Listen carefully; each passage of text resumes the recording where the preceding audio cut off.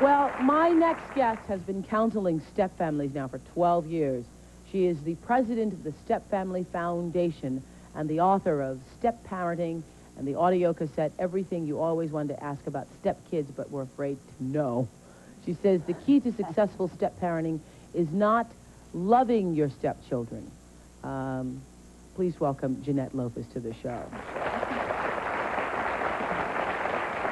What does that mean? What does that mean, the key is not loving your stepchildren? Don't have to love the children. You don't? That isn't, you know, it's not love me, love my children. It's two people coming together, two couples, male, female, head of the household, and deciding how they're going to run their household. And the loving and the guidance, that comes later. Isn't that unfortunate, though, because what the kids are wanting is to be loved? Sometimes they don't want the step-parents. Sometimes they want their parents themselves. Yeah. Sometimes you're not my mother, you're not my father. Uh-huh. You can't tell me what to do. Okay, let's just take this family, and Jesse and Josh and Jim, and this. It seems to me that they, I don't know a darn thing about it, step-parenting, but it seems to me that they did everything wrong to begin with. They did everything wrong. I mean, first of all, for Jesse to not have known them more than 5 hours in 3 years, was that not wrong? We do a lot of pre-remarriage counseling. Look, to become a beautician, you need a license. You need to study. In a step family, mergers of two different systems, styles, everything, you've got to get some premarital counseling. Lots of people think, oh, we'll be one big happy family. I love you, you love me, the kids will love each other. That's wrong.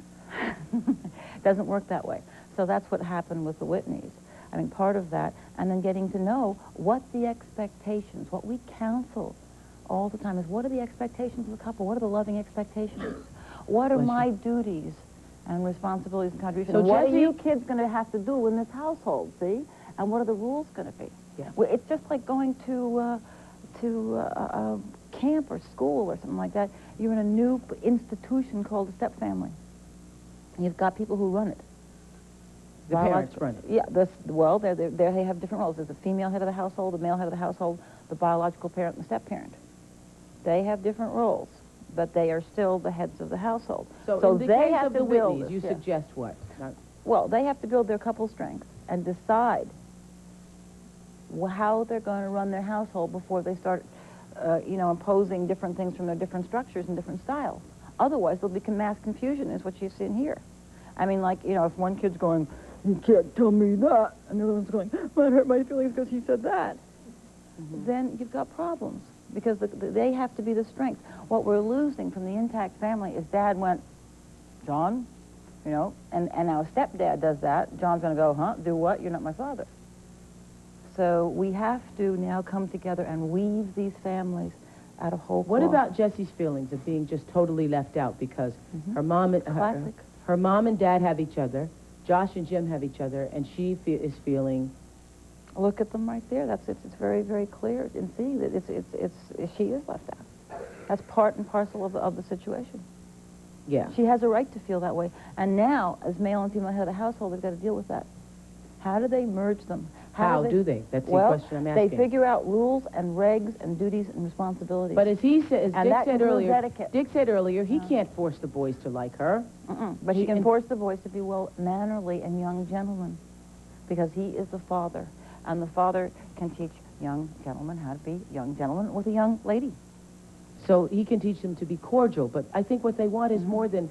You want more than to be cordial in a house. That's how you start. What Jim said, he just wanted it to be comfortable. Isn't that what you said? To be comfortable. Well, comfortable's so global. What is comfortable for one and the other? Comfortable is being able to pass each other in the hallway without wishing that you hadn't walked down the hall at that time. And if you hate each other, how do you do that? Yeah.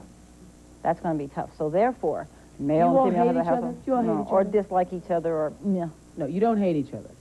No. It's just... Do you respect each other? Do you respect each other, Josh? Yeah, well, there's room for respect.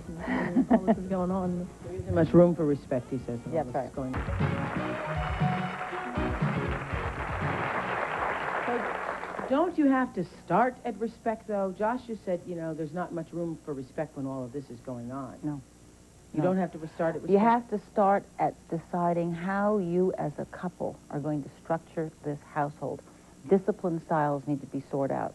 Values need to be sorted out.